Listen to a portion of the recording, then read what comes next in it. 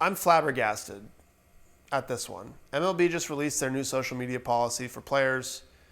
I don't know why all of a sudden they decided that they are going to release their new social media policy. Like, I don't know what sparked this new policy. There had to be something, because entities don't usually just release a new policy randomly. There had to be something that came up. They said, oh, we need to stop that, and let's release a new policy. I don't know what that something is. But this new policy is extremely restrictive. It's going to be terrible for the popularity of the game. I have a couple points here that I'll read. I'm going to start off by saying that a lot of these points in the policy are very good, and I have no problem with them. Stuff like displaying or transmitting content that constitutes harassment of an individual or group of individuals, or threatens or advocates the use of violence against an individual or group of individuals is strictly prohibited. That makes a ton of sense. That's great. I'm all on board for that. Not leaking sensitive information, medical information about other players, or saying like, hey, I just got traded, when that's not true, or anything like that. Those things all make a lot of sense. My main concern is, let's see here, number 2 and number 3. Okay. Number 2, using an MLB entity's logo, mark, or written photographic, video, or audio property without obtaining proper authorization. Number 3, linking to the website of any MLB entity on any social media outlet without obtaining proper authorization. Okay, so let's break this down. MLB entity. How do they define MLB entity? They list it right here. Any entity affiliated with Major League Baseball, including the 30 major league clubs, minor league clubs, the Office of the Commissioner, MLB Enterprises, MLB Properties, MLB Productions, MLB Advanced Media, MLB Media Holdings, MLB International, MLB Online Services, Major League Baseball Scouting Bureau, and the MLB Network.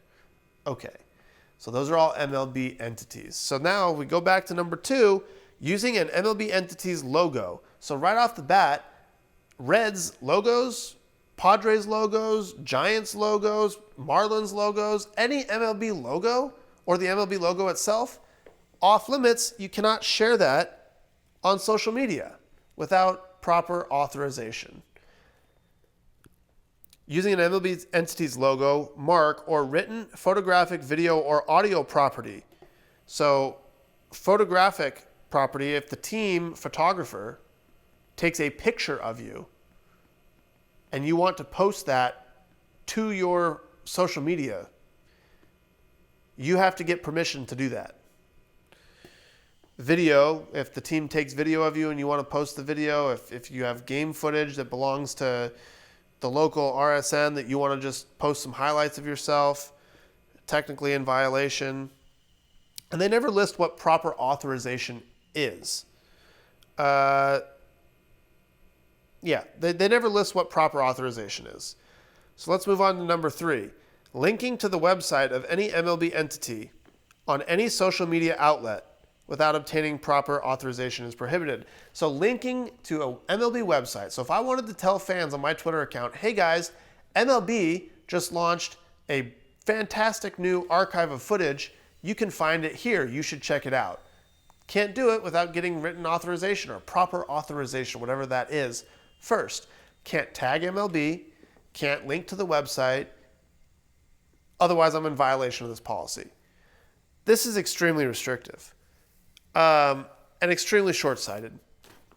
MLB employs live content creators, LCCs, that are at every single game to take pictures and video of the game, to then upload them to Greenfly. It's an app called Greenfly. I believe it was started by Sean Green. For those of you who remember Sean Green, the baseball player, I grew up a Dodger fan watching him play all the time. So I know Sean Green. I don't know him personally, but I know who he is. Starts this app, and it houses pictures, and it's a way of sharing pictures and stuff like that.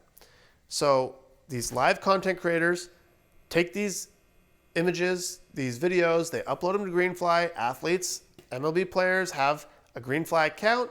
They go in there and they see all the pictures taken of them, and they can just download them and post them to social media. That's why they invented it. Now, you can't do it because you're wearing an MLB entity's logo. It says Twins on it, or it says Yankees on it. So technically in violation. Got to get approval before you want to share that picture to Instagram. Got to get approval before you want to retweet a pitching ninja clip. Because God forbid, you're in uniform. Technically, you can't share it without proper authorization. And I don't even know what proper authorization is. So now how are we supposed to grow the game on social media? First off, you have blackouts. So the fans can't even watch the games in their local markets unless they go and buy a separate app from the RSN. Like, it's impossible. So now fans have to jump through like 3 different hoops. For all those fans watching, you could get a VPN, so you could buy MLB app subscription, and then when you're blacked out, you could get a virtual private network, which costs more money, to bounce your IP address all around the world so that they can't tell what market you're in, so you could watch your local market game. But now that's buy the MLB app, get a VPN, figure out how that works, and then like use that, like, so you're jumping through hoops. Or you'd have the MLB app and then also get the app of the RSN, the regional sports network, to then be able to watch your game in one place one time, but sometimes on this other thing, and then who knows. So you're just making fans jump through a bunch of hoops. That's not how it works anymore. It used to be that there was one source for watching a game. You would turn on the television, and if the game wasn't televised, you'd turn on the radio. That's simple. I know I either get it here or I get it there. Nowadays, no one does that. No one even turns on the TV. I mean, there's plenty of people that do, but people don't turn on the TV. They want to stream something on their phone on the go. So you have an app that streams the games, except you can't stream the game in your local market because it's blacked out. So then you have to get a different app to maybe figure out how that one works. And then, so now you're just putting a barrier between people consuming your content. And now, those fans aren't even going to be able to follow it on social media because players can't talk about the product. They can't promote the product. They can't put video or pictures of themselves up in uniform because it violates this policy. Like what are we doing? You're just making it so hard for fans to consume media of your product. Hey, if I was a business owner and I looked around and I said, man, there's a lot of popular people out there that are giving my product a lot of free advertising. Would I then say to myself, oh, I should go sue all of them or create a policy that they can't use it because I don't want them to freely advertise my product? Absolutely not. No, you wouldn't say that. You'd say, oh, that's great. Wow, free advertising. Man, I would have had to pay a lot of money for that. That's great. How do I incentivize these people to keep doing it? Because I don't want them to stop. Instead, MLB wants us apparently to stop. So how do I reconcile that with Manfred saying about Mike Trout that, we can't market Mike Trout because he doesn't want to market himself. It's on the players to want to market themselves. And then players go out and market themselves and share highlights and stuff, which you freaking provide from the LCCs, and now you're creating a policy that says that they can't do that? What are we doing? Like, I thought it was getting better. The LCCs was a great idea. Greenfly was a great idea. I thought it was encouraging that they were going to help Pete Alonso build a YouTube channel, but then we saw only 1 episode or 2 episodes of the mic'd up stuff. I thought we were going more towards a digital strategy, and now we get this? That's so dumb. I honestly got a headache trying to think about why this would even be a thing. Why would you... I can't even explain it. It's so backwards. Like, you need to flood social media with your product. You need to get it out there as much as possible in as many different ways as possible. Because what I find funny isn't what the next person finds funny. So I might like one account and their spin on baseball, while the next person might like a different account. So if you can get a lot of different people that interpret baseball a lot of different ways and have a lot of different takes, and they're all sharing baseball content, that seems like a good thing. Also, the fact that athletes outperform corporate accounts in engagement, shares, likes, views, like 10 to 1 or 4, I don't know what it's a lot, 4 to 1, 10 to 1, whatever the number is, they vastly outperform any corporate site. So if MLB posts a picture and a player posts the exact same picture, the player will outperform every single time because, shocker, fans care about the players. They don't care about the league necessarily. They don't care what Rob Manfred's doing in Rob Manfred's spare time. They don't care what MLB is tweeting about. They want to see their players on their team and what they're up to. That's what fans care about nowadays. So let's not give that to the fans. Why would we make a policy like that? That makes no sense. It literally is just driving me crazy. Why? I thought we were in such a good direction and now we're taking a step back. Also, there's no way to actually enforce this policy. Are they going to go around and fine every single player who posts a picture of himself in uniform to social media? Of course not. It'd be impossible to have someone have an office be able to manage all that and just track how often that happens and get all the fines and the paperwork out. There's no chance they do that. So they created this policy strictly so they could selectively enforce it whenever they want, basically giving them censorship rights on if they don't like something a player is posting, now they're going to fine them because now technically everything is in violation of the policy. So it's strictly just sent out to be a selectively enforced policy.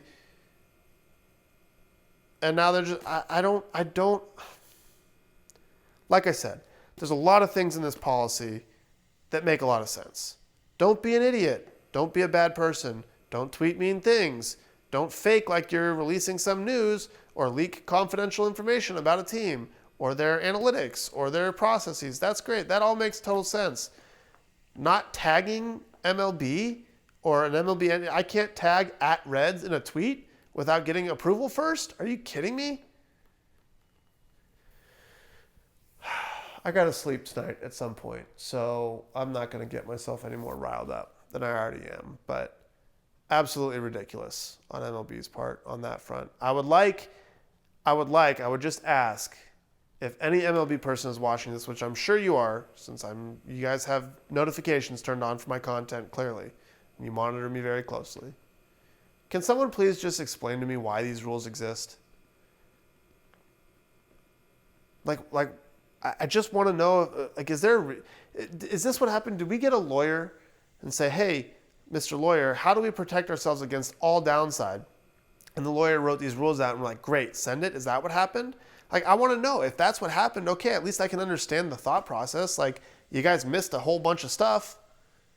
Maybe you should think about it a little bit more, but at least I understand how this came to be.